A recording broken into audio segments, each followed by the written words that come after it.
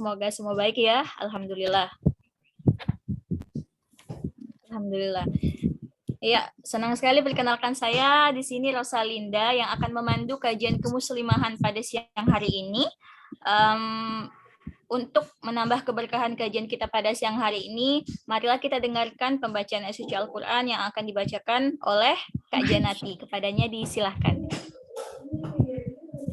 Kak, udah Kak, dipersilahkan.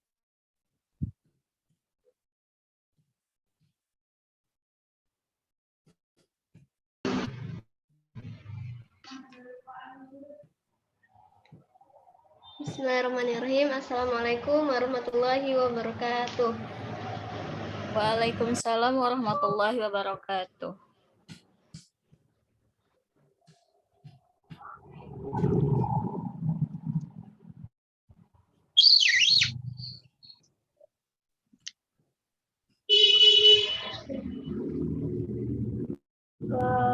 Apakah kedengaran, Dinda? Dengar.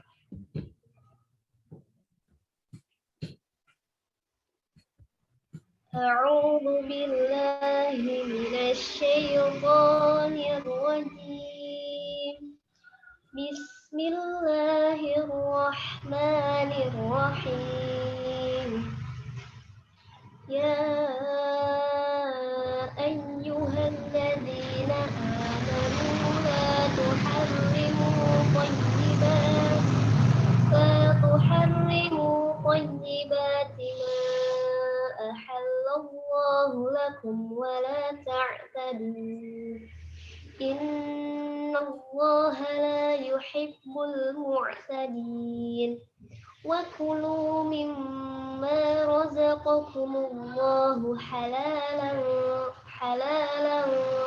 tayyiban. Wattaqullaha alladzi antum bihi mu'minun. La yu'akhidhukumullahu billaghwi fi aymanikum walakin yu'akhidhukum bima 'aqadtumul ayman. Fakaffaratuhu it'amu 'asharati masakin min awsati ma tut'imuna ahlikum aw kiswatuhum aw tahriru raqabah. ومن لم يجد فصيام ثلاثة كفارة أيمانكم إذا حلفتم واحفظوا أيمانكم كذلك يبين الله لكم آياته لعلكم تشكرون صدق الله العظيم. Ya, Astagfirullahaladzim. Terima kasih. Wassalamualaikum warahmatullahi wabarakatuh. Waalaikumsalam warahmatullahi wabarakatuh. Terima kasih pada Kak Janati yang sudah membacakan ayat suci Al-Quran. Semoga yang membaca dan yang mendengar mendapat pahala di sisi Allah SWT. Amin ya Rabbal Alamin. Baik, di sesi kali ini membahas tentang skincare dan makanan halal. Nah, berbicara soal skincare dan makanan, tentu bagi tiap orang, khususnya kaum hawa, sangat dekat dengan dua hal ini. Namun pada kenyataannya, kita masih sering ragu akan kehalalan dari dua hal tersebut, skincare dan makanan. Maka timbullah pertanyaan, yakin udah halal skincare dan makananmu? Nah, gitu kan. Nah, pada kesempatan ini akan dibahas tuntas oleh pemateri kita yang telah hadir bersama kita semua di Zoom ini. Sedikit kurikulum vitae tentang beliau adalah seorang founder kuliner Muslim Indonesia, penulis buku, novel, jejak takdir, konten kreator, juga ilustrator, dan masih banyak lagi. Dengan nama lengkap Kak Chelsea Artamevia, asal beliau dari Pontianak. Wah, jauh ya, Masya Allah. Dengan nomor HP 0822 5229 2669. Instagramnya, yuk follow. its.chelsea, it's.chelsea, CHELSY, it's.chelsea. Baik, karena pemateri sudah hadir di hadapan kita semua. Nah, jadi nanti di sesi pertama adalah pemateri akan menyampaikan materinya selama kurang lebih 30 menit mungkin ya. Dilanjutkan sesi kedua, tanya jawab atau diskusi dengan moderator dan para peserta kajian. Nah, baik, bagaimana peserta? Udah siap ya? Kalau sudah siap, nyalakan kameranya, angkat jempolnya ke kamera. Kalau udah siap. Udah ya? Oke. Thank you, mantap. Baik, saya persilahkan langsung kepada Kak Chelsea Artamevia untuk memaparkan materinya. Silakan, Kak.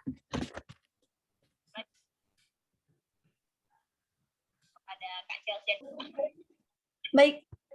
Alhamdulillahirrahmanirrahim. Qala rabbi shrah li sadri wa yassir li amri wahlul 'uqdatam min lisani yafqahu qawli. Allahumma rabbana anzil alaina ma'idatan minas sama'i takunu lana 'indan li awwalina wa akhirina wa aytamina warzuqna wa anta khairur raziqin. Wa qur rabbi zidni 'ilma warzuqni fahma bi rahmatika ya arhamar rahimin.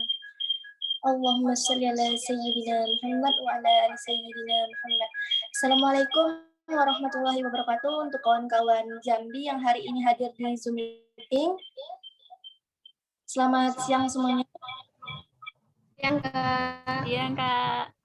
Suara saya udah jelas belum? Sudah.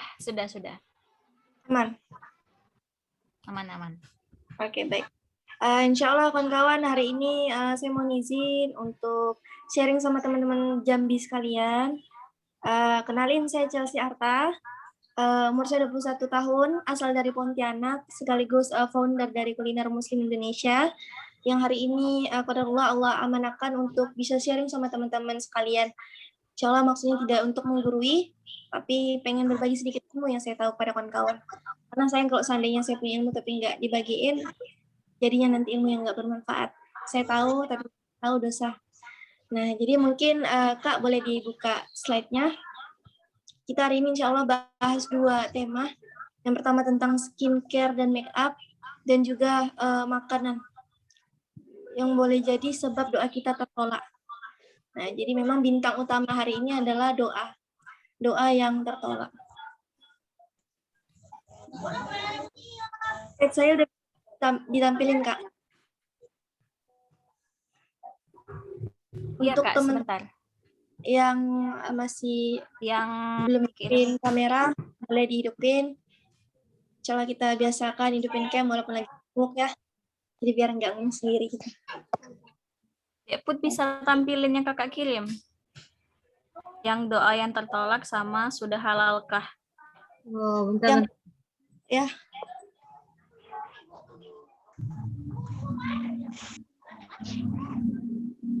Yang masih dalam bentuk PDF ini ya. Ya, Kak.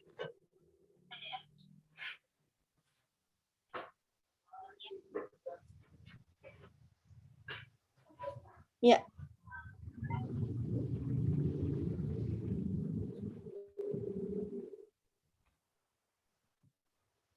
Sudah.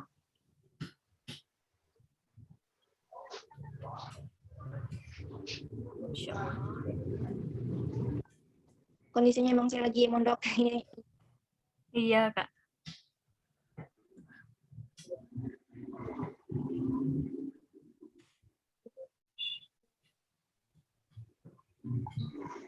Faiza.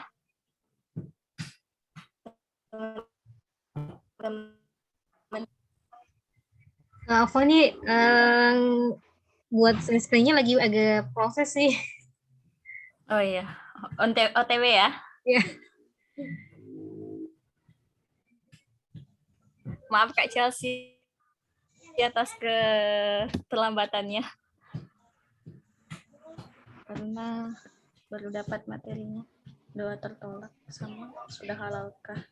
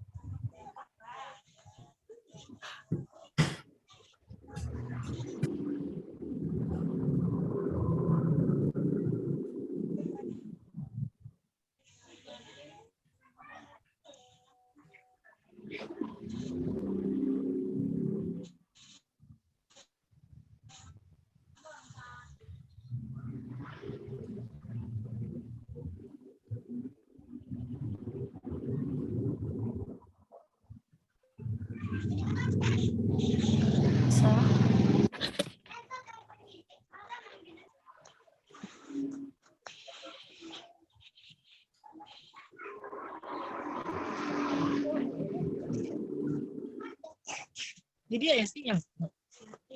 Hah?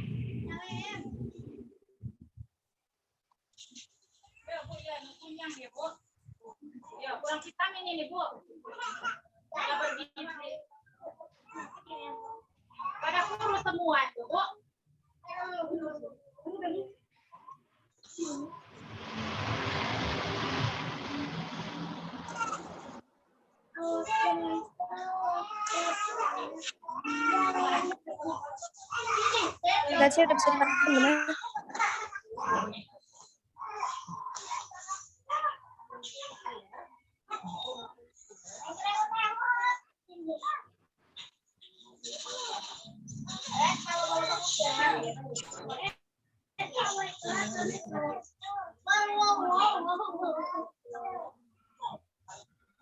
Untuk peserta yang masih on audio bisa dimatiin sejenak, takutnya malah mengganggu fokus audiens juga.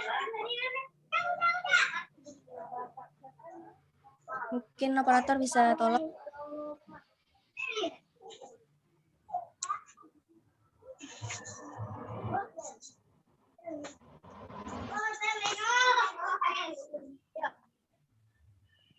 Slide yang skincare, Kak.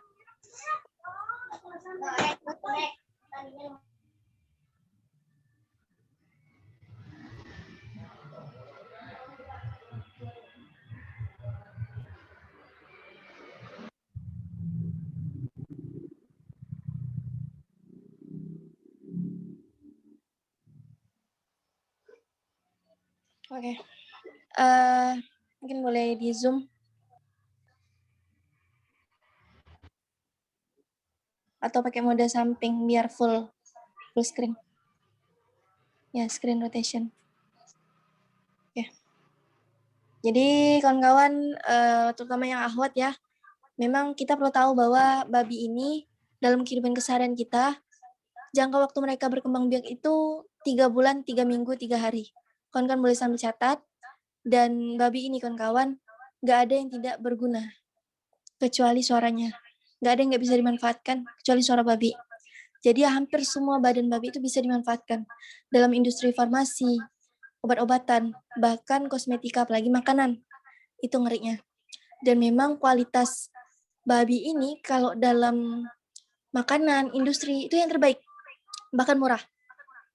Kenapa saya bilang murah? Karena perkembangbiakannya cepat ketimbang sapi. Sapi itu kurang lebih 9 bulan lah lama mereka mengandung, sekali melahirkan bisa 1-2 ekor sapi doang. Maka dari itu kenapa babi lebih banyak digunakan dan sapi sedikit dan juga mahal. Jadi pertanyaannya hari ini, sudah halalkah make up dan skincare-mu? Nah, kita akan bahas nih, next. Karena boleh jadi kawan-kawan, yang menyebabkan doa kita tertolak hari ini adalah apa yang kita pakai dan apa yang kita makan. Nah, kalau kita merujuk pada tren make up dan skincare hari ini, hampir semua perempuan ya, kalau dia nggak make upan, tapi dia pasti skincarean. 1-2 produk pasti dia skincarean.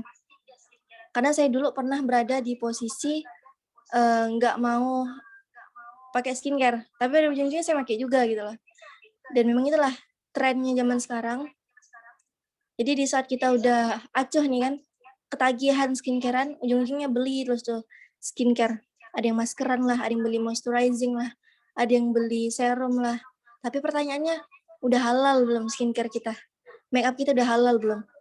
Karena ternyata ada 7 titik kritis pada make up dan skincare. Nah, next. Ini kawan-kawan yang perlu tahu. Bahwa apa aja sih titik kritis pada make up?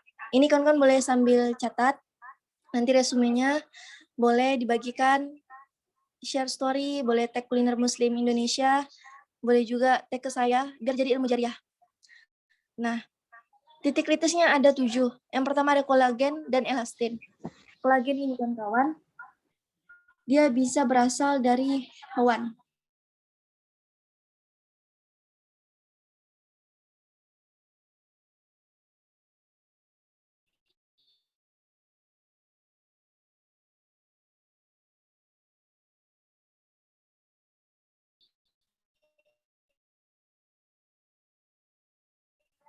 Dan dia terdapat di make up.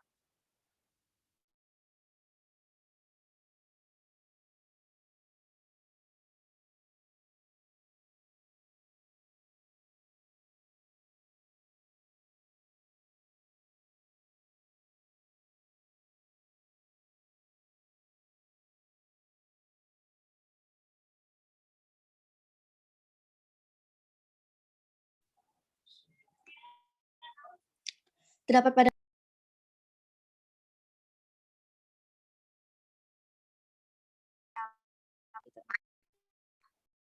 Nah, kedua ada ekstrak plasenta.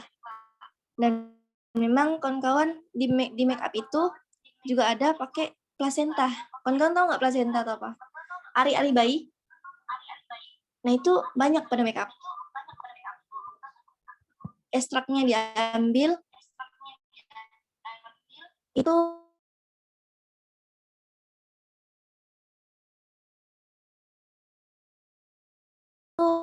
fungsinya mampu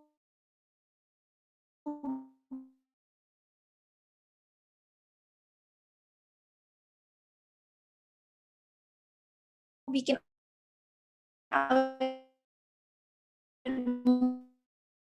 muda.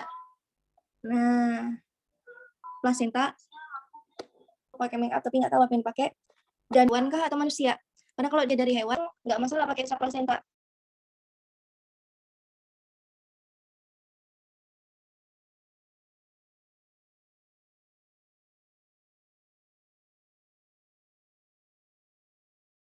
Tapi pastikan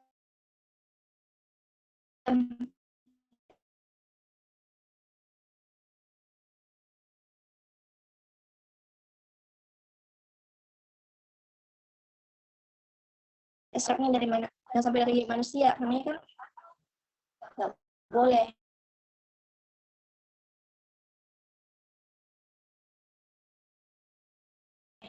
Para bangkai aja haram. Apalagi pakai yang dari manusia, dari ari bayi gitu kan. Apalagi dari binatang yang non halal. Nah, yang ketiga ada cairan amian. Amian itu cairan ketuban. Itu ada pada saya udah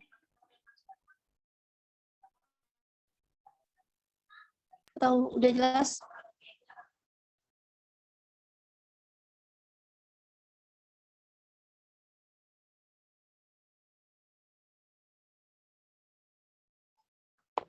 Halo audiens, suara saya kedengaran jelas nggak ya?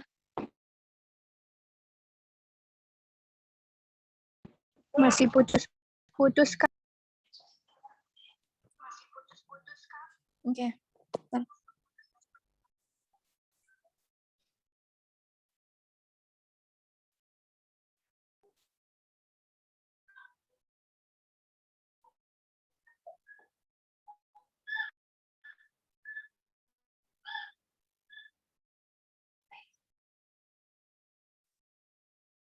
Halo, udah jelas belum? Jelas Kak, jelas. Jelas, Oke, Kak. lanjut ya. Baik, kita mulai dari awal aja kolagen. Oke. Kolagen dan elastin. Kolagen ini kawan-kawan, sumbernya bisa dari hewan. Jadi kalau seandainya kita beli make up atau skincare yang mengandung kolagen, pastikan itu kolagennya dari hewan yang halal apa non halal. Karena ini kritis banget. Dan juga ada yang namanya ekstrak plasenta. Jadi di make up atau skincare itu memang terkadang pakai plasenta. Tahu plasenta? Plasenta itu ari-ari bayi. Atau ari-ari, tali pusat, gitu kan?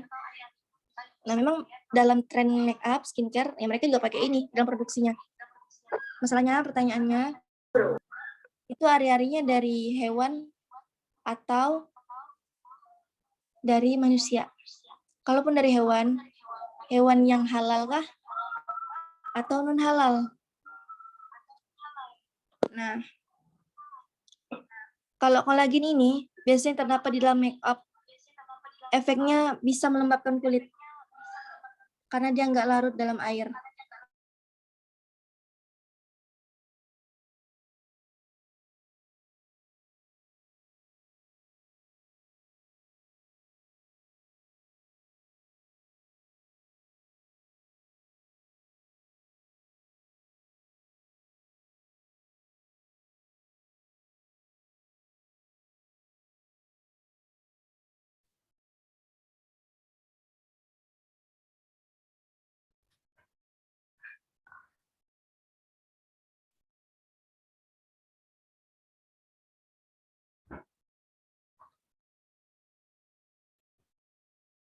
Maaf Kak, suaranya masih hilang.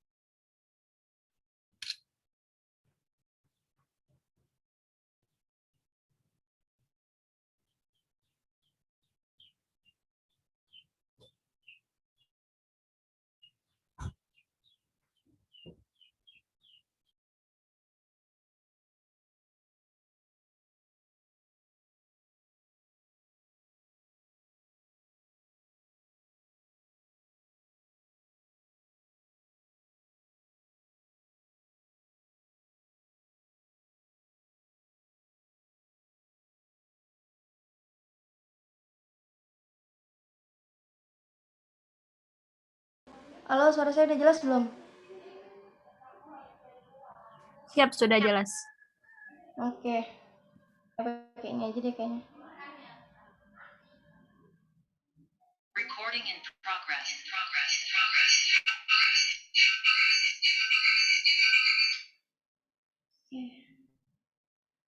Udah jelas ya? Tadi sampai mana ya, Afwan? Sampai yang ekstrak plasenta. Oke. Jadi kawan-kawan, kolagen dan elastin ini, plasenta ya. Plasenta ini fungsinya untuk meremajakan kulit, menghilangkan keriput, dan membuat kulit itu tampak seperti kulit bayi. Nah, LPOM MUI Pusat itu pernah mergokin salah satu brand kosmetik, dia menggunakan plasenta manusia. Nah, logikanya kawan-kawan, kalau bangkai darah aja Allah haramkan, apalagi kalau seandainya kita pakai hal-hal yang dari manusia. Ya kan, maka dari itu kawan-kawan kalau seandainya nemu produk, kemarin ada tuh pernah saya pernah lihat ini facial pakai plasenta, dia yang pakai suntik-suntik plasenta apa gitu kan, dan memang dia terang-terangan pakai plasenta dari bayi. Nah itu ada di Pontianak, cuman saya belum dapat kesempatan untuk menegur beliau. Nah harapannya kawan-kawan di Jambi juga bisa lebih kritis bahwa kalau ada facial plasenta atau suntik-suntik vampir kayak gitu, nah jangan. Karena pakai darah aja udah haram, darah aja Allah haramkan, apalagi facial pakai darah sendiri. Apalagi kalau misalnya suntik plasenta, facial plasenta itu kan. Nah, karena nggak boleh, walaupun dia efeknya bisa menjaga peremajaan kulit, penuaan dini, mencegah keriput, tapi tetap aja jangan sampai kecantikan kita itu dilaknat sama Allah. Ketiga ada yang namanya cairan amnion. Cairan amnion ini kawan-kawan merupakan cairan ketuban. Nah, cairan ketuban ini sumbernya dari mana sih? Bisa dua, dari hewan atau manusia. Maka dari itu dalam makeup itu biasa pakai cairan amnion, terutama skincare ya.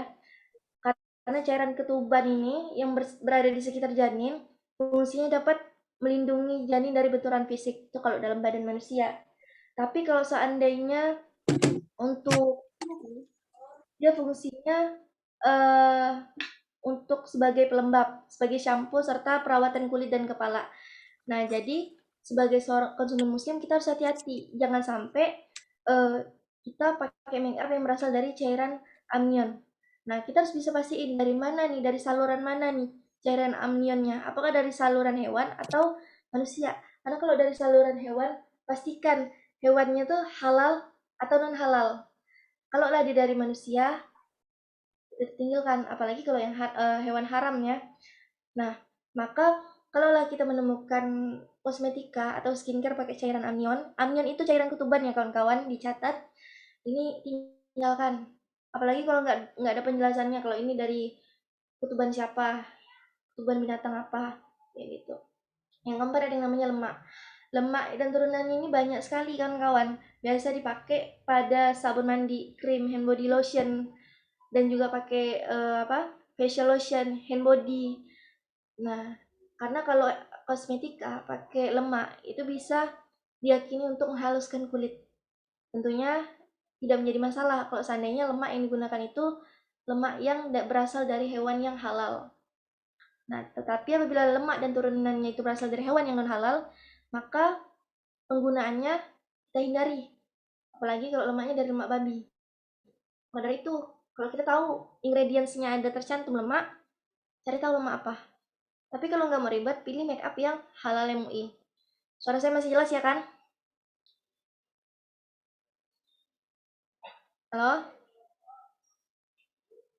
Jelas, Kak. Ya, lanjut. Kirain tidur. Enggak. Vitamin ini kawan-kawan ada juga pada skincare dan make up.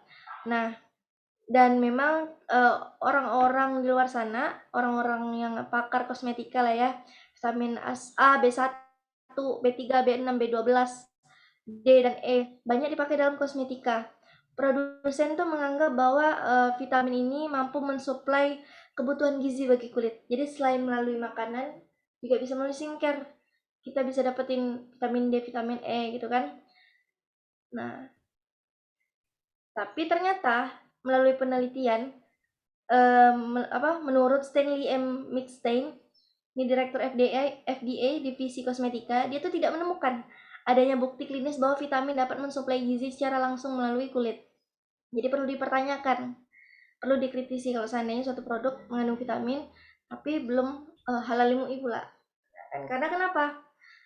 Karena vitamin-vitamin tersebut di atas bisa memiliki sifat yang tidak stabil. Oleh karena itu, agar keadaannya tidak berubah-ubah, vitamin harus distabilkan dengan bahan pelapis tertentu. Nah, diantaranya adalah gelatin, karagenan, gam, atau pati termodifikasi. Nah, gelatin ini kawan-kawan, yang paling terbaik di dunia itu gelatin babi. Nah, maka harus diperhatikan apakah gelatin yang dipakai itu berasal dari hewan yang halal atau non-halal. Nah, yang keenam ada asam alfa hidroksi, AHA. AHA ini dalam pembuatannya, senyawa ini menggunakan media yang berasal dari hewan. Nah, oleh karena itu harus dipastikan apakah media yang digunakan adalah hewan halal atau haram. Nah, karena AHA ini bisa membuat kulit terasa lebih halus, kenyal, dan pokoknya itu dia bisa juga kayak proses mengurangi keriput, memperbaiki tekstur kulit, eksfoliasi. Apa sih? Soalnya saya juga pakai skincare. Baru-baru ini demen skincare karena memang saya menjaga sekali. Nah, untuk eksfoliasi bagus kalau asam alfa hidroksi. Jadi memang agak keras sih, nggak boleh kena bau mata. Hormon, untuk memberikan hasil yang lebih memuaskan, maka pada produk kosmetika sering ditambahkan hormon kawan-kawan, seperti hormon estrogen, estradiol, maupun hormon-hormon yang lain. Oleh karena itu, kita juga perlu tahu hormon ini berasalnya dari mana, karena kebanyakan hormon itu berasal dari hewan. Nah, ini yang harus kita pastikan, apakah hormon ini yang digunakan ini berasal dari hewan halal atau tidak. Nah, next Kak, step berikutnya. Ini ada tips-tips. Oh, belum, doa tertolak. Nah, doa tertolak. Kenapa Kak? Kaitannya dengan doa tertolak apa? Di sini hadisnya menjelaskan, sungguh jika ada seseorang yang memasukkan makanan haram ke dalam perutnya, maka tidak akan diterima amalannya selama 40 hari. Dan seorang hamba yang dagingnya tumbuh dari hasil menipu dan riba, maka neraka lebih layak baginya. Jadi kalau kita salah makan, itu doa kita tertolak 40 hari. Tapi kalau seandainya make up kita mengandung najis, kira-kira najis itu bisa bikin wudhu kita sah apa tidak? Bisa bikin wudhu kita sah apa tidak kalau make up kita mengandung najis? Ayo, boleh dijawab. Kalau Tidak. Tidak. Oke. Ya kan najis ya kan. Nah, maka dari itu pastikan make up kita itu jangan sampai mengandung najis dan jangan sampai pula make up kita itu waterproof. Embel-embel make upnya lagi tren, ya kan? Wudhu friendly katanya, dipakai tuh. Tapi waterproof, ya sama aja bohong. Dihapus dulu make upnya kak, baru kita make up lagi. Wudhu dulu, hapus make upnya, wudhu, sholat atau abis wudhu make up, sholat terserah. Asalkan make upnya tetap harus dihapus sebelum wudhu. Karena kita nggak bisa pastiin ya dengan pasti apakah wudhu itu tembus nggak ke kulit atau tidak. Nah next, dari itu connect dia kalau ke doa tertolak. Karena kalau dari make up kita juga ada najisnya, sholat kita juga berpengaruh. Boro-boro angkat tangan. Mau sholat aja udah dalam keadaan penuh najis ya kan? Make upnya nggak jelas hal haramnya. Nah maka dari itu kita harus paham nih istilah-istilah ini. Kalau seandainya make up belum halal MUI, nggak apa-apa dibeli. Nggak apa-apa dibeli asalkan tahu ilmunya, tahu ilmu halal haram. Apalagi kalau dalam skincare itu ada istilah-istilah yang kita perlu paham. Pertama ada namanya istilah cruelty free. Artinya adalah selama proses pembuatan produk tidak diujikan ke binatang. Tapi pada kenyataannya bisa saja cruelty free hanya pada produk final yang sudah rilis ke konsumen. Jadi proses pembuatannya ini yang nggak mengujikan kepada binatang. Tapi pada kenyataannya, kenyataan aslinya boleh jadi juga tetap diujikan. Nah, tapi cruelty free ini juga terbentur pada aturannya. Jadi dia ada aturan-aturan. Jadi ketika harus masuk pasar negara tertentu, mewajibkan agar produk dites dulu ke binatang biar aman untuk manusia. Salah satunya terjadi di produk ini biasanya terjadi di Tiongkok. Maka kalau secara logika sebenarnya udah nggak cruelty free dong kalau masih dites ke binatang. Nah ini juga pernah terjadi di Tiongkok. Nah ketika sebuah produk mengklaim hanya cruelty free, maka tidak otomatis juga bahwa produk ini vegan. Vegan itu artinya produk yang tidak mengandung bahan hewani, tetapi dia masih mengandung kayak misal contohnya beeswax. Beeswax itu dari lebah atau dari madu atau dari susu, itu masih tergolong vegan. Nah bisa juga vegan ini kalau seandainya suatu produk mengandung gelatin dari binatang. Nah dia memang nggak pakai jadi kandungannya itu secara tidak langsung masih ada unsur dari binatangnya, itu vegan. Nah vegan ini kawan-kawan menuju ke bahan-bahan kandungan di dalamnya, artinya tidak mengandung unsur dari binatang secara langsung ataupun tidak langsung. Contohnya gelatin, tapi dia pakai gelatin. Gelatin ini asalnya dari hewan. Nah, dia masih pakai produk yang diolah lagi dari binatang. Itu vegan. Atau dia pakai madu, pakai susu. Nah, susu kan asalnya dari binatang. Madu kan asalnya dari binatang. Nah, itu vegan. Itu pakai gelatin. Itu vegan. Jadi kalau mau beli, pastikan produknya cruelty free, vegan atau vegetarian. Nah, kalau vegetarian ini dia murni tidak ada unsur hewani, apalagi unsur-unsur dari hewan. Nah, itu vegetarian. Terus next Kak, ada yang namanya no test on animal. Jadi ada produk yang tidak diteskan kepada binatang, tapi ada juga label cruelty free. Ada juga no animal testing. Bisa saja suatu produk kosmetik tidak menggunakan bahan baku hewani, namun pengujiannya dilakukan pada hewan. Nah, maka kita tuh bisa yakin bahwa tidak ada hewan yang dijadikan subjek percobaan untuk produk yang Anda pakai. Nah, next juga ada yang namanya produk itu biasa pakai bahan baku ini, Dead Sea Mineral and Salt. Biasa ada kan kakak-kakak pernah mungkin tahu kosmetik misalnya Dead Sea Mud, Dead Sea Mud. Nah itu dari lumpur, misalnya kan ada masker dari laut mati, masker lumpur laut mati. Nah kalau seandainya lumpur laut mati itu berasal dari laut mati yang diazab, berasal dari tempat yang Allah azab terdahulu kaumnya Nabi Lut. Nah maka ternyata ada pendapat yang mengatakan bahwa kita muslim tidak diperkenankan untuk menggunakan itu karena produk tersebut dibuat dari tanah, pasir, lumpur atau material-material yang berasal dari laut mati, yang dimana itu tuh tempat Allah mengazab kaum-kaum tersebut. Nah, ada pendapat yang mengatakan tidak boleh. Nah, banyak tuh kawan-kawan produk yang menggunakan Dead Sea mineral dan salt, salah satunya masker Freeman. Itu kan ada yang varian Dead Sea kan, Dead Sea Mud atau yang biasa Dead Sea Mud. Dan juga sea saltnya aja nggak boleh. Nah, dia mengandung mineral dan sea salt. Oke, ada tuh tadi katanya. Next.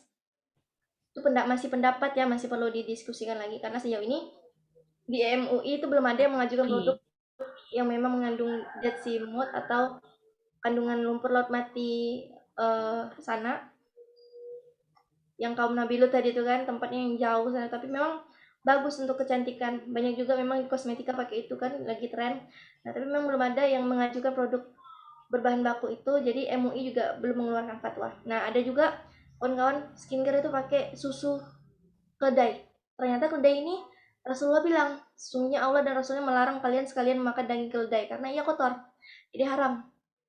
Nah, pada itu salah satu skincare yang pakai pakai susu keledai itu biasanya ada. Boleh kalian Google apa aja skincare atau make up yang mengandung susu keledai. Nah, itu nggak boleh. Jadi beli make up apalagi nggak ada logo halal MUI-nya, wajib dilihat tuh label kemasannya, komposisinya ada nggak Donkey Milk, ada nggak Dead Sea Mud, atau ada nggak label halal MUI.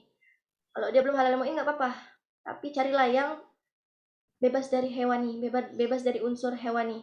Tapi kalau dia masih tergolong vegan, masih pakai unsur-unsur dari binatang, kayak dari lebah, dari susu, itu nggak apa-apa. Next, Kak. Nah, oke. Mungkin kita bisa langsung masuk ke materi doa tertolak.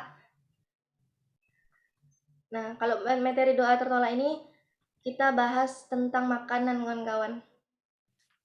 Ternyata dari makanan yang kita makan, itu bisa menyebabkan doa kita tertolak.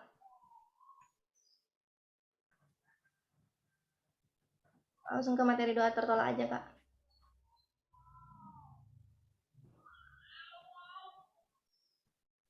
Ini slide-nya saya baru bikin 1 jam kemudian sebelum tampil. Jadi ala kadarnya banget. Boleh? Karena biasanya bahas makanan. Siapa? Tapi memang saya juga pernah bahas skincare. Jadi cuma nonton. Ini namanya Kayak juga jilbab lah. ya kan. Kok menonton TV, Kak? Masuk ke materi Udah berisik. Kan boleh santai Bisa, catat. Ada Yang penting Nggak dari ada lah. utamanya banget. Nah, bagi kawan yang masih on mic, on audio, mohon di mute dan fokus sama pembahasan hari ini. Nah, oke. Jadi kawan-kawan, mungkin kawan-kawan pernah tahu bahwa senjata utama umat Islam itu adalah doa. Kenapa sih Kak Chelsea? Karena ternyata kawan-kawan, doa itu merupakan media kita untuk menuju ke Allah. Ya kan? Kan nggak mungkin kita mau minta sesuatu langsung terbang ke langit, ke arsy-nya Allah, ya kan? Maka dari itu kita butuh perantara. Perantaranya ini apa? Doa. Ternyata Rasulullah pun pernah bersabda, tidaklah merubah takdir melainkan doa. Ini ada di hadis riwayat Ahmad dan hadis riwayat Tirmizi. Dan doa ini kawan-kawan kenapa bisa merubah takdir? Di saat kawan-kawan punya relasi, punya uang banyak, belum tentu bisa merubah takdir kawan-kawan hari ini. Tapi kita masih bisa merubah melalui doa. Mainkan kalau doa kawan-kawan itu mustajab ke langit tanpa halangan.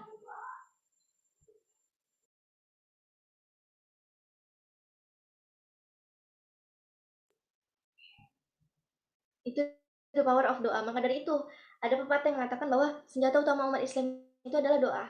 Karena di saat kita punya relasi, uang sekalipun, ada masanya kita tuh berada pada posisi dapat masalah yang nggak bisa ditebus pakai uang, yang nggak bisa ditebus pakai relasi, yang nggak bisa ditebus pakai orang dalam. Satu-satunya cara itu balik lagi ke Allah. Utang nggak lunas, jodoh nggak dapet, balik lagi ke Allah. Doa lagi ke Allah. Itu jalan terakhir yang pasti kita pilih kan. Tapi masalahnya pertanyaannya doa kita tuh mustajab apa enggak? Boleh jadi ada penghalangnya yang menyebabkan doa kita tuh tertolak, nyangkut, nggak bisa nembus ke Allah. Sekalipun kawan-kawan penghafal Quran yang katanya doanya mustajab, sekalipun kawan-kawan ahli tahajud yang katanya kalau kita sholat tahajud doa melesat bagaikan busur panah, pasti terwujud. Nah, kalau sesuap makanan haram masuk ke badan, gagal juga, tertolak juga doanya.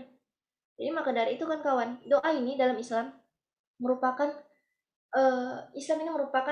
agama yang paling banyak doanya. Kita sekali sholat ada berapa banyak doa yang kita baca. Maka kesimpulannya adalah doa itu bukan pada saat kita menadahkan tangan. Ya kan? Sekali kita sholat, itu ada berapa banyak doa yang kita baca. Doa iftitah, doa fatihah. Banyak kan? Maka dari itu, doa nggak sekedar kita nadahkan tangan. Pada saat kita sholat, itu lebih banyak lagi doa. Dan Islam merupakan agama yang paling banyak doanya. Belum lagi kita self-talk, yang kita ngomong dalam hati, Allah, semoga dia jadi jodohku. Nah, itu juga termasuk doa, walaupun kita nggak ngangkat tangan. Maka dari itu, ternyata doa itu merupakan pemeran utama yang paling penting dalam hidup kita. Maka dari itulah, kenapa orang bilang, senjata umat Islam hari ini adalah doa. Next. Tapi ternyata kawan-kawan, kita nggak boleh pede bahwa doa kita pasti mustajab. Maupun kawan-kawan menghafal Quran. Tapi yakin nggak makanan yang hari ini dimakan tuh halal? Karena tertolaknya doa seorang hamba, ternyata ada 4 penyebab. Yaitu makanannya haram. Entah itu secara zohir atau secara tidak tampak. Secara zohir jelas dia babi, bangkai, darah itu haram. Secara tidak zohir, misalnya kopi campur homer. Kan status kopi kan halal, tapi campur homer yang haram. Ya haram statusnya. Yang kedua, minumannya haram, homer, jelas haram. Pakaiannya haram. Zaman sekarang ada pakaian haram. Ya kan, pakaian tapi telanjang haram juga. Kalau pakaian nyuri haram. Kalau pakaiannya pakai kulit babi haram. Ada jaket kulit dari kulit babi, ada. Keempat, sumber mendapatkannya. Sumbernya kalau kita minum air putih, minta punya orang nggak izin, juga bisa jadi haram. Maka dari itu, 4 syarat doa tertolak adalah makanan haram, minuman haram, pakaian haram, sumber mendapatkannya haram. Salah. Ini 4 penyebab doa tertolak. Boleh dicatat. Ternyata Rasulullah tuh pernah menceritakan tentang seorang laki-laki yang telah menempuh perjalanan jauh. Laki-laki itu rambutnya kusut masai, berdebu. Orang itu ngangkat tangan ke langit, berdoa bilang, wahai Tuhanku, wahai Tuhanku. Padahal makanannya dari barang yang haram, minumannya haram, pakaiannya haram, diberi makanan pun dari yang haram. Kata Allah, kata Rasulullah, lantas gimana Allah mau memperkenankan doanya dikabulkan? Tampar banget kan? Next. Nah, kawan-kawan, ternyata dalam Quran surah Al-Baqarah ayat 120 itu ada yang namanya kaum walan tardo. Kaum walan tardo adalah kaum Yahudi dan Nasrani. Jadi di situ dikisahkan dalam Quran surah Al-Baqarah ayat 120, boleh buka Qurannya masing-masing. Itu dijelaskan bahwa kaum Yahudi dan Nasrani itu nggak akan berhenti, akan selalu menggunakan 1001 cara untuk menyesatkan orang-orang Muslim agar masuk ke barisan mereka juga, agar menjadi seperti apa yang mereka inginkan, agar menjadi atau masuk barisan mereka juga. Salah satunya melalui fun, party hiburan. Mereka merusak generasi muda kita pakai budaya mereka yang ada pergaulan bebas, sampailah pada terjerumus kepada narkoba. Nah, narkoba ini kan haram kawan-kawan, termasuk homer. Kenapa saya katakan narkoba itu homer? Karena homer itu adalah sifat. Sesuatu yang sifatnya memabukkan dan mampu menghilangkan akal, itu homer. Dan alkohol itu senyawa.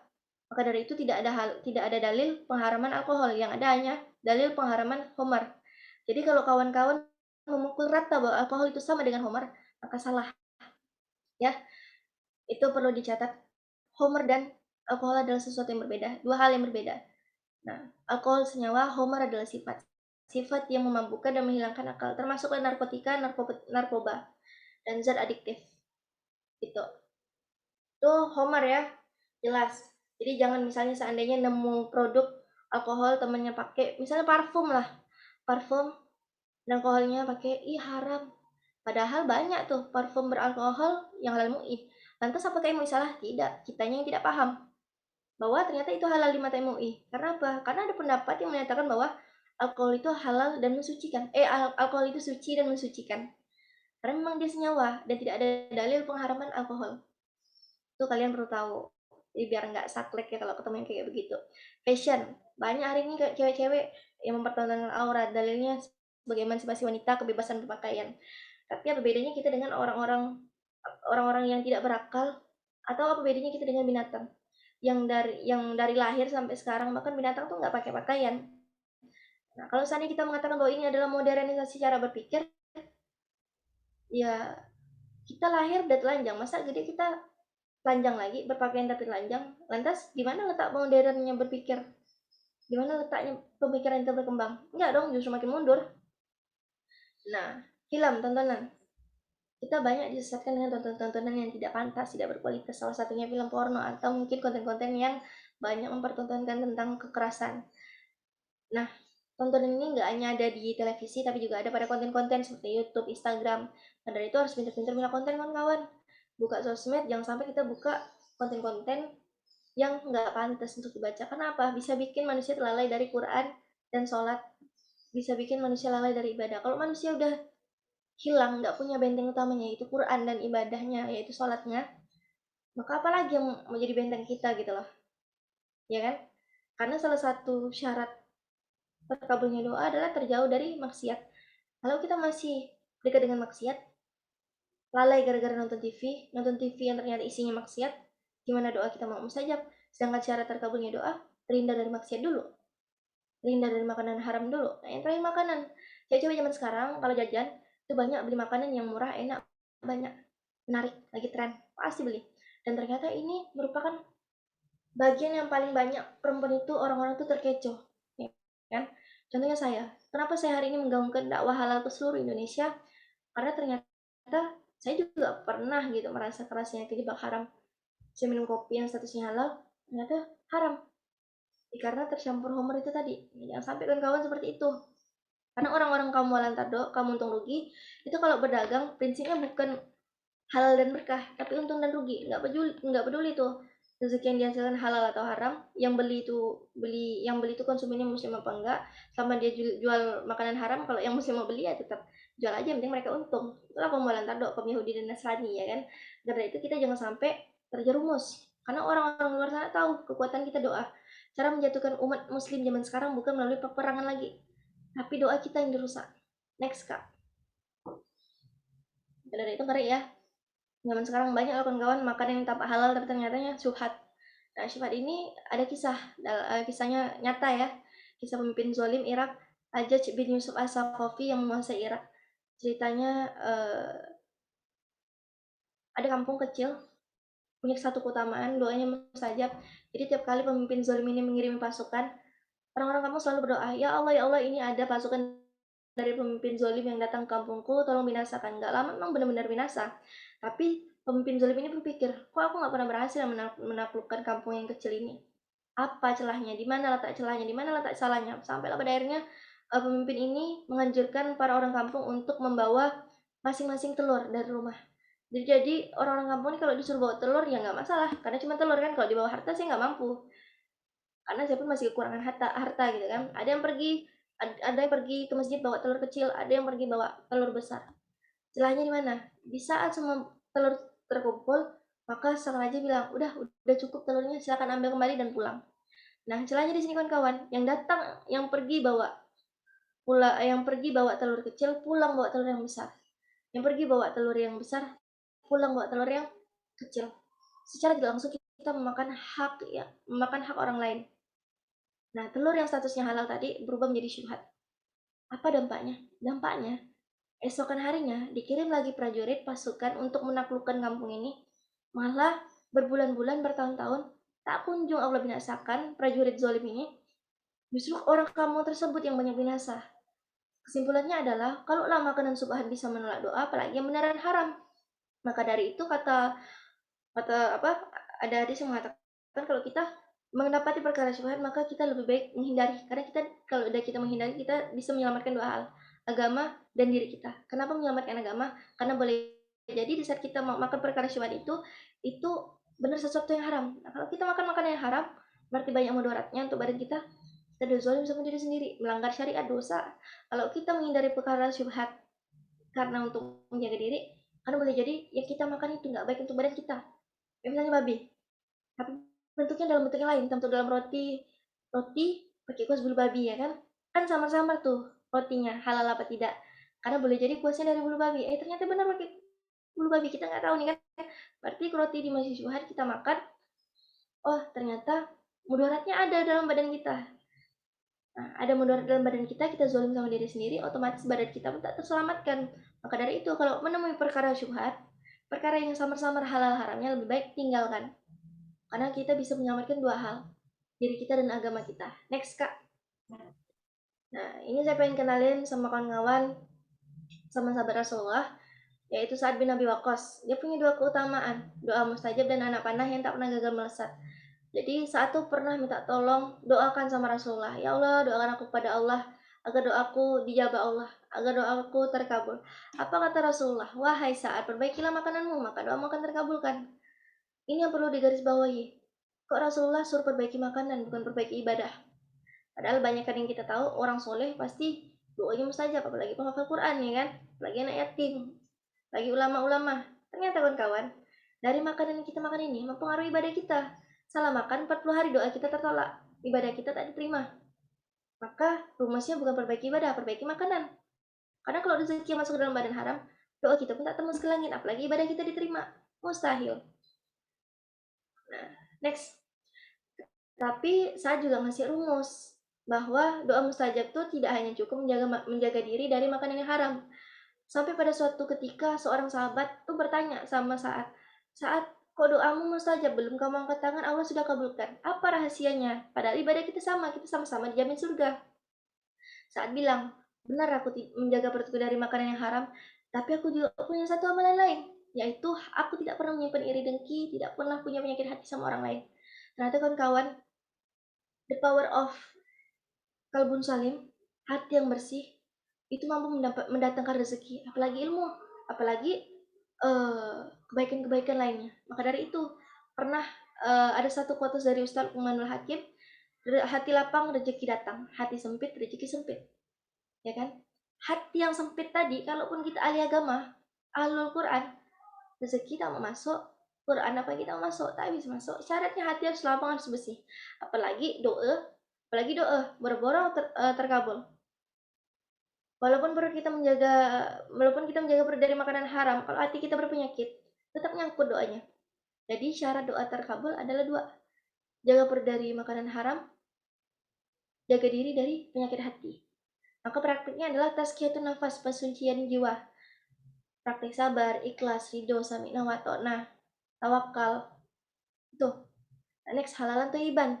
Halal dan thayyib is premium quality food. Jadi halal dan thayyiban ini kawan-kawan merupakan makanan yang berkualitas tinggi. Karena syarat suatu makanan dia harus halal dan thayyib. Jadi syaratnya 2. Halal adalah makanan yang boleh dimakan, kecuali yang dilarang oleh syariat. Kecuali yang dilarang oleh agama. Apa? Darah, babi, bangkai, yang bertaring, yang buas, kan? Kecuali itu boleh. Halal adalah makanan yang boleh dimakan. Makanan juga harus thayyib. Thayyib artinya baik. Makanan yang baik untuk dimakan, baik secara nutrisi, gizi, kualitas kemasan, menarik, enak, baik rasanya. Jadi makanan tak cukup hanya sekedar halal, karena halal belum tentu thayyib. Kenapa halal belum tentu thayyib? Karena mie instan, saya mau nanya, mie instan halal apa tidak? Mie instan halal apa tidak? Halal, tapi belum tentu thayyib. Halal. Dari jawab komplit. Ya, halal tapi belum tentu thayyib. Maka dari itu, halal belum tentu thayyib, thayyib sudah pasti halal. Jadi syarat suatu makanan adalah harus halal dan harus thayyib. Jadi kita makan jangan asal halal, baiknya untuk kesehatan, ya kan? Kayak gula halal, kalau dimakan sama orang diabetes, makin parah penyakitnya. Maka dari itu perintah dari Quran surah An-Nahl ayat 114, maka makanlah makanan yang halal lagi baik dari rezeki yang telah diberikan Allah kepadamu, dan syukurilah nikmat Allah jika kamu hanya menyembah kepadanya. Tapi uniknya zaman sekarang, next Kak, yang dimakan adalah yang banyak, yang murah, yang enak. Halal haram hantam. Yang Benar viral. atau salah? Benar atau betul? Benar, apalagi yang cewek ya. Benar betul. Benar betul. Next Kak. Masalahnya adalah zaman sekarang yang dipilih yang banyak, yang enak, yang murah, yang lagi ngetren, apalagi yang cewek. Fakta atau mitos? Fakta. Tamparan tuh. Suka ikut-ikutan. Next, ternyata tapi Quran tuh juga ada satu berita bikin kita bingung bahwa kenapa lagi tuh Quran ini nyuruh kita memperhatikan makanan. Padahal udah jelas perintahnya kan. Dan diharamkan bagimu memakan daging babi, bangkai, darah, dan sebagainya. Udah jelas tuh apa yang haram, apa yang halal. Tapi kenapa disuruh lagi memperhatikan makanannya? Ternyata kawan-kawan zaman sekarang ini zaman dimana orang-orang berinovasi, berevolusi. Banyak inovasi baru dalam makanan, dalam industri kuliner yang menjadikan yang halal pun jadi syubhat, tak jelas salahnya. Yang halal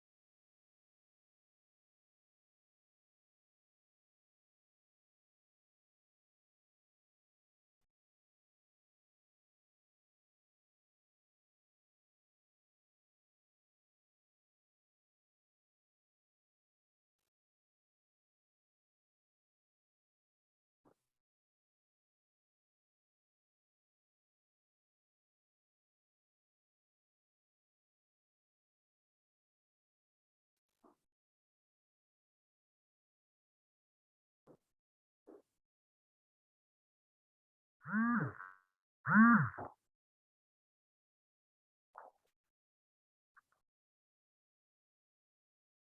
Assalamualaikum. Afwan, tethering saya terputus. Mungkin boleh masuk ke slide Angciu, Kak. Suara saya udah jelas ya? Oke, ini ada Angciu, arak merah. Ini merupakan penyedap masakan yang terbuat dari ketan hitam, warnanya coklat agak kemerahan, biasa terdapat pada Oriental food, Chinese food, dan memang ini biasanya terdapat pada makanan khas Tionghoa. Nah, beberapa juga gunakan untuk nasi goreng. Jadi kalau pernah lihat makanan nasi goreng gerobakan yang ada botol-botolannya, itu kakak harus kritisi. Ini dari apa? Ini botol-botol apa? Karena boleh jadi itu adalah angciu yang statusnya haram. Karena banyak juga orang yang pakai angciu nggak tahu bahwa itu haram.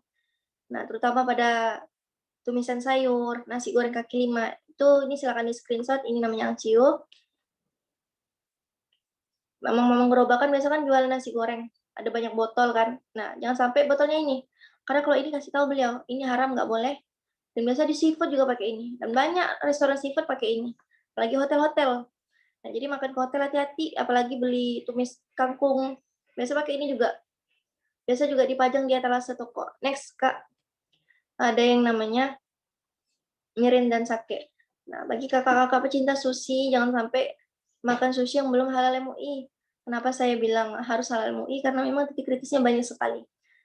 Pada sushi, dia bisa bikin nasi itu jadi mengkilat. Ada rasanya, ada cita rasa baru. Alkoholnya sekitar 14%, rasanya manis. Kalau pada daging, dia berfungsi untuk marinasi daging. Daging yang amis bisa nggak amis pakai mirin. Dan kalau di Jepang ini merupakan minuman homar untuk diminum-minum. Minuman yang bisa bikin mabuk gitu kan. Sama kayak sake. Nah, kalau pada sushinya tuh bisa untuk cocolan sushi. Nah, bahkan salah satu restoran di Indonesia yang di mall-mall itu walaupun waitersnya pakai kerudung, tapi brand mereka masih pakai mirin dan yang jual pun nggak tahu kalau ini haram. Dan itu hasil investigasi teman-teman di Jakarta juga lapor. Bahwa ternyata kalau kita makan sushi ya pastikan yang jelas halal, harus halal MUI. Next. Ini salah satu titik kritis, kawan-kawan perlu tahu, silakan di screenshot, dicatat semuanya. Kita kenalan lagi sama yang namanya rum. Nah, rum inilah yang menyebabkan saya terjebak haram beberapa tahun silam. Ini minuman keras kelas C, alkoholnya 30%, hukum minumnya haram. Rum ini rasanya manis wangi sekali. Memang dia kebanyakan jadi essence ya kalau pada bakery dan dessert. Nah, rum ini juga terdapat pada dessert, kakak-kakak. Pada fla puding, pada puding. Tahu kue black forest brownies? Kenapa pas dimakan wangi? Itu boleh jadi pakai essence rum. Nah, next. Ini kita kalau ada di rumah silakan dibuang, kasih tahu orang tuanya bahwa ini haram. Oh, nggak ada di sini. Nah, berarti belum loh Kak, di rum ada di set satu lagi. Nah, jadi ada rum merek Butterfly, itu essence, alkoholnya 40%. Kawan-kawan boleh sambil Google essence rum Butterfly. Ada nggak kira-kira di rumah? Itu alkoholnya 40% karena boleh jadi hari ini kita makan roti, ibu kita di rumah masak roti, ternyata pakai roti campurannya homer. Campurannya sesuatu yang haram. Kita tiap hari makan itu. Kuenya wangi, ternyata pakai rum. Udah dapat semuanya. Essence rum Butterfly. Itu alkoholnya 40%. Jangan sampai ada di rumah. Dan kalau ditanya ada tidak rum yang halal, tidak ada jawabannya. Karena MUI tidak akan pernah mengeluarkan fatwa, mengeluarkan sertifikasi halal untuk sesuatu yang menyerupai perkara haram. Melalui rasa, aroma, maupun nama. Nama aja nggak bisa lolos sertifikasi MUI kalau menyerupai sesuatu yang haram. Apalagi yang beneran haram. Jadi nggak ada ya rum yang halal, sekalipun dia non-alkohol, sekalipun dia sintetis. Karena secara fikih kalau zatnya halal, maka dia halal. Tapi kalau kita merujuk pada fatwa MUI, lebih baik nggak konsumsi sama sekali. Karena takut menjadikan kita terbiasa sama perkara yang haram.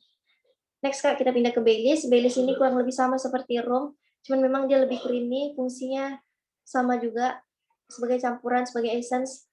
Ya, dia berasal dari kakao, kandungan alkoholnya 17%. Biasa terdapat pada kopi kekinian, kue, dan dessert. Kopi-kopi kekinian sekarang udah terang-terangan kalau dia pakai Baileys. Biasanya kalau kawan-kawan baca menu kopi kekinian, ada yang namanya kopi Baileys. Baileys itu jenis homer. Jangan sampai kawan-kawan asik-asik minum kopi kekinian, tapi ternyata kopi yang diminum haram. Salah satu mereknya merek kopi KULO. Next, perkenalan sama bintang utama hari ini, yaitu kuas bulu babi pada makanan. Nah, qadarullah kita dari Kuliner Muslim Indonesia sudah masukin 3 sampel kuas merek yang berbeda, salah satunya merek ini dengan ciri-ciri seperti berikut. Dan itu memang positif mengandung DNA babi. Nih. Nah, dan berdasarkan data Badan Pusat Statistik Indonesia, kita ini mengimpor boar Bristol. Boar itu artinya bulu babi. Bristol artinya bulu. Ribuan ton setiap tahunnya. Maka dari itu, bahkan LPPO MMUI pun menyatakan bahwa 90% perusahaan pembuat roti menggunakan kuas bahan bulu babi. Alasannya murah, mudah digunakan, enak. Maka kita bisa katakan bahwa Indonesia ini darurat kuas halal. Biasanya kuas ini banyak terdapat di pasar-pasar. Di Jambi pasti banyak. Karena di sekitaran Pontianak juga kanan kiri pakai kuas ini untuk ngolesin kue, bakery, pentol bakar, sosis bakar, apam pinang. Jadi saya kalau dikasih apam pinang, saya lebih milih tidak makan. Karena bagi saya syubhat. Kuasnya pakai kuas apa? Bahkan saya pernah puasa bakery selama 2 tahun. Kecuali makan roti atau bakery yang sudah jelas mereknya halal MUI. Saya sampai puasa 2 tahun. Karena menjaga perut tuh ya. Karena saya kan sekarang juga lagi ngafal Quran, bakal berpengaruh sama ibadah. Hafalan bakal susah masuk. Karena rezeki haram cenderung pada maksiat, Kak. Rezeki halal cenderung pada amal soleh. Kalau hari ini kawan-kawan susah atau malas mau beramal soleh, malas sholat, boleh jadi ada yang salah dimakan. Ada barang yang salah yang kita makan kemarin. Kemarin makan roti, kira-kira kuasnya pakai kuas apa? Beli roti, bahannya ada nggak pakai room essence? Beli kopi kekinian, pernah nggak beli varian yang pakai Baileys, pakai rum? Beli roti yang nggak jelas mereknya di pinggir-pinggir jalan, atau beli apam pinang kemarin, yakin kuasnya bukan kuas ini. Karena saya yakin pasti kuas ini. Dan memang kuas ini beredar banyak dimanapun. Ini yang menjadi PR Kuliner Muslim Indonesia yang hari ini menggaungkan kawan-kawan di seluruh Indonesia untuk membagikan kuas halal secara gratis. Nah, memang ini positif DNA babi. Maka dari itu, yang haram tuh kayak gimana sih, Kak? Yang tulisannya pada kuas Hog Bristol, Boar Bristol, China Pure Bristol. Itu kuas dari bulu babi, tinggalkan. Lantas kuas yang halal seperti apa, Kak, kalau untuk makanan? Cari yang bahan filamen. Cari yang bahan filamen, polyester. Itu bahannya. Ya. Jadi jangan sampai kita sebagai perempuan tidak belajar, tidak tahu, suami pulang bawa rezeki halal, kita menjadikan makanan di rumah haram. Hanya gara-gara kita bawa makanan dari luar, ternyata itu ada barang haram, kuasnya pakai kuas yang haram, essence-nya pakai essence yang haram, bakery-nya pakai essence room. Anak kita pantas hari ini susah diatur, susah dikasih nasihat, pembangkang, malah sholat. Karena boleh jadi kita sebagai orang tuanya yang dosa. Tidak pernah belajar, tidak pernah mau tahu, makan asal makan, ngasih anak makanan dari luar, tidak tahu, tidak jelas halal haramnya, nyalahkan anak yang tidak mau dikasih tahu, yang tidak bisa dikasih tahu. Kok hari ini anak saya susah diatur, kok hari ini utang saya tidak lunas-lunas. Antum udah benar belum ngasih makannya? Rezeki suami, rezekimu udah benar halal belum? Masih terjerat riba atau tidak? Sumber caranya benar atau tidak? Beli makanan di luar halal atau tidak? Atau kitanya udah benar halal nih nyari rezeki, anak kita yang salah jajan, kita tidak mantau. Anak kita kasih jajan, ya kan? Tapi selepasnya mereka di sekolah, hang out sama teman-temannya di luar, tahu nggak kita apa yang mereka jajan? Kita nggak pernah mau mengedukasi. Nah, kalau beli apam pinang hati-hati ya, banyak kuas bulu babi. Nanti kamu jadi malas ibadah. Karena abang kakak-kakak ya, salah satu dampak rezeki haram itu bisa merusak generasi kita. Lihat hari ini kenapa banyak generasi muda Indonesia yang menyimpang ke pergaulan bebas, yang mempertontonkan aurat. Berapa banyak hari ini di Indonesia? Banyak kan? Karena faktanya 90% perusahaan pembuat roti menggunakan kuas berbahan bulu babi. Dan hari ini berapa banyak orang yang makan roti tapi tidak tahu kuasnya dari apa? Ada berapa banyak orang yang makan roti hari ini tidak pernah memerhatikan halal MUI atau tidak, halal ke haram. Maka pantas hari ini Indonesia tidak maju-maju. Generasinya banyak rusak. Di sosmed banyak yang buka aurat. Bahkan liar sekali. Ini sebabnya, salah satunya. Tanpa sadar. Ini kerjaan kaum walan tardo. kaum untung rugi. Mereka jual dengan produksi seminim mungkin, untung sebanyak mungkin. Kita juga tidak mau beli barang yang berkualitas, asal jelas halalnya, berkahnya, tapi halal haram hentam. Yang penting nyaman dipakai, yang penting murah kuasnya, cuma untuk makanan kok. Ternyata dampaknya merembet kemana-mana. Bikin keturunan kita susah diatur. Next. Sedikit Kak, Babi ada bulu, narasumber Kak? berkenaan dengan kuas boleh bertanya. Babi ada bulu kah? Ada nih babi ada bulu nih, silakan di screenshot. Pertanyaan boleh disiapkan kawan-kawan di kolom chat. Ini babinya.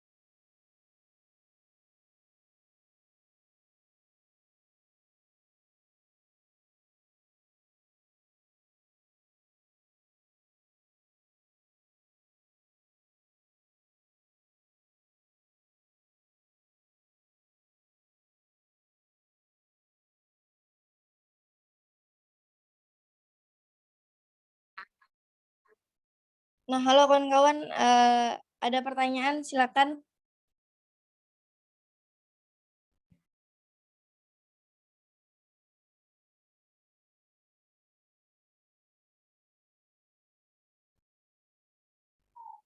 Gimana Kak moderator? Jadi udah jelas ya, no pork, no lard, no alkohol itu belum tentu halal. Dan pertanyaan sekarang, sudah halalkah makanan kita hari ini? Ya Kak. Materinya sudah selesai ya Kak? Udah, boleh tanya, silakan. Baiklah. Izin bertanya Kak moderator. Baik, terima kasih kepada Kak Chelsea yang telah memaparkan materinya. Baik kakak-kakak semua, kita masuk ke sesi kedua yaitu sesi tanya jawab. Diperkenankan kepada yang ingin bertanya, mungkin boleh ditulis di chat atau boleh langsung, silahkan. Izin bertanya ya, langsung aja. Boleh, iya boleh. Bismillahirrahmanirrahim. Assalamualaikum warahmatullahi wabarakatuh. Waalaikumsalam warahmatullahi wabarakatuh.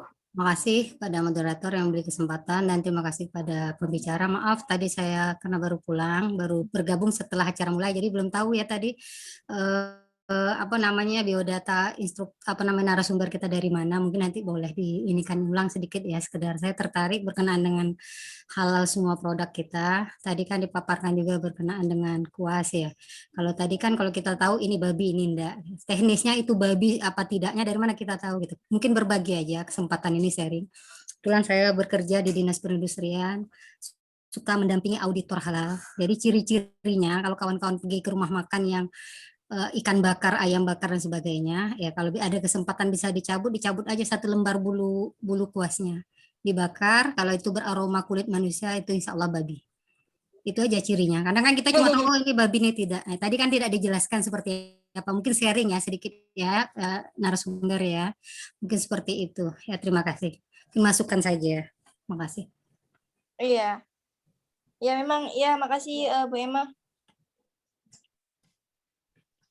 Memang tadi sekilas saja pengenalan bahwa kita nih darurat di kuas halal ya Bu Emma. Dan memang itu fakta ya Bu ya. Nah, cuman memang saya belum ada jelasin nih ciri-ciri kuas babi yang halal itu adalah yang sintetis yang sudah ada sertifikat halalnya ada. Sintetis. Ya udah ada sekarang. Kalau yang berbulu-bulu kalau kita untuk menjaga keamanan lebih baik kita nggak usah laks itu ya. Yang baik yang bakery, yang ayam bakar, ikan bakar. Kalau kita sudah tahu kuasnya seperti kuas rumahan untuk ngecat rumah lebih baik dosa tinggalkanlah. Mungkin kita mau Ya, beli tertarik ikan bakar, ayam bakarnya, tetapi ternyata kuasnya kita lihat dari kasat mata saja. Karena kan kita tahu babi, Iya. babi kan harus dites dulu. Nanti dibilang babi, ternyata orangnya marah gitu ya. Hmm. Seperti itu aja berbaginya. Iya, baik Bu. Yep. Terima kasih atas ininya Bu, masukan dan infonya dari Ya. Dinas Perindustrian ya. Iya. Memang saya tadi cuma Ya, bahas silahkan, sekilas Kak Chelsea. itu yang ada, ya memang itu faktanya Indonesia lagi darurat kuas halal ya, memang kuas itu sendiri banyak digunakan dimanapun ya Bu ya, dan juga memang kita kemarin sempat mengajukan ke laboratorium Bu, salah satunya pakai pasien tadi modelannya itu memang positif DNA babi. Iya. Nah maka itu di sekitaran Pontianak juga banyak pakai kuas itu Bu, maka dari itu yang menjadi PR kita juga untuk PR kita semua. Nah kalau untuk terkait teknisnya bagaimana ciri-cirinya, ya salah satu itu tadi benar kata Ibu, cabut satu bulu kuasnya. Kalau dibakar, itu cara hasil bakarannya pun bakal beda. Dari bau, kalau dia baunya ya biasa aja kayak bau plastik atau bahkan nggak ada baunya, insya Allah itu aman, itu Iya. sintetis. Karena sintetis dan bukan itu sangat bisa dibedakan secara kasat mata. Kalau bulu hewan itu kasar sekali, ada serat-seratnya. Kalau dibakar baunya bau rambut terbakar salah satunya, atau bau daging. Nah, itu salah satu kuas yang dari bulu binatang. Ya Bu ya. Dan juga memang cara terbaik kalau nggak mau repot, nggak mau sampai bakar-bakaran, pilih yang silikon, yang udah jelas warna-warni, yang plastik, udah pakai itu aja aman, udah insya Allah kan juga fungsinya sama, nggak bakal juga ya masalah harga ketimbang kita pakai yang haram, apa salahnya kita keluar uang mungkin lebih sedikit tapi rezeki kita berkah. Nah kayak gitu. Oke, mungkin Jadi jelas berkenaan dengan ini ya, kadang kita suka beli makanan yang seafood atau apa yang suka digoreng-goreng, apinya nyambar, itu juga dicurigai karena itu biasa mengandung alkohol. Alkohol itu kan menyambar di api, itu mungkin jadi bahan perhatian kita juga. Iya, biasanya boleh jadi pakai yang ciu juga tuh Bu, salah satunya. Iya. Ciri-ciri itu aja lah, kalau dia ngongseng-ngongseng apinya naik ke atas, sudah berhentilah. Apalagi kalau ada botol itu kan boleh ditanya tuh apa nih. Kalau udah ciri-cirinya sama kayak botol yang tadi, ya udah itu yang ciu, tinggalkan, pakai arak. Mungkin ada pertanyaan lain, Abang, Kakak, Ayah, Bunda? Mungkin tadi dari mana ya sedikit informasi narasumber? Salam kenal Bu, saya Chelsea. Iya. Pontianak. Oh, dari Pontianak, Kalimantan Barat ya. Ya, dari Kalimantan Usaha kuliner ya? Saya lagi. Usaha kuliner di Kalimantan Barat? Enggak, penggiat halal aja. Dulu juga pernah bisnis. Sekarang memang lagi megang amanah kuliner Muslim Indonesia, Ibu boleh di Instagram tuh sama kayak username saya tuh @kulinermuslim.id, dan memang sekarang syiar kita lagi mensyiarkan tentang halal awareness ke seluruh Indonesia, biar enggak ini dan dikit sekali Bu penggiat halal di Indonesia. Boleh, maunya penggiat halal di Indonesia tuh bekerja sama tuh kan, kita kan terpatok sekarang ya BPJPH semenjak Undang-Undang Nomor 19 keluar 33 keluar tuh kan 2019 itu kan kerja BPJPH, MUI gitu kan, instansi terkait ataupun penggerak-penggerak tadi bisa bekerja sama. Jadi kita memang mengedukasi masyarakat berkenaan dengan halal. Jadi kadang orang kan tidak paham ya. Bukannya karena dia ini tidak mau, tapi dia tidak tahu gitu nah. Ya, selalu merasa aman ya. Iya. Dan memang dulu pernah belajar di halal corner Bu, muridnya Aisyah Maharani, pernah bekerja di LPPM MUI sebagai jurnalisnya. Nah, itu beliau senior saya juga. Tadi suaranya sempat putus-putus Kak Cel. Iya. Ngelek kayaknya keluar ya. Baik, bisa mungkin boleh bisa. Iya, ngelek. Oke, mungkin lanjut ke pertanyaan kedua nih, ada chat masuk nih. Assalamualaikum Kak Chelsea, izin bertanya terkait materi pertama. Jika kita selama ini tidak tahu ternyata make up kita mengandung bahan yang tidak halal atau najis, jadi sholat kita otomatis tidak diterima. Lalu bagaimanakah, apakah kita termasuk orang yang meninggalkan sholat? Itu pertanyaan dari baik. Bismillah, saya izin jawab dari Nisa. Ya. Oke. Sholat itu adalah kewajiban kawan-kawan. Jadi perkara diterima atau tidak diterimanya doa kita, tetaplah sholat. Allah kan bilang, maupun hari ini kita masih bermaksiat, sholat terus. Nah, perkara kita udah tahu kita pakai barang haram, terus doa kita ketolak, sholat aja terus. Karena yang punya wewenang untuk menerima dan menolak sholat kita itu Allah. Ya kan? Walau kita udah tahu nih hadisnya, rezeki haram menolak ibadah kita selama 40 hari. Nah, tidak tahu emang nggak dosa, tapi nggak mau tahu itu yang dibantai Allah. Suara saya jelas nggak tadi? Halo? Terus putus-putus tadi.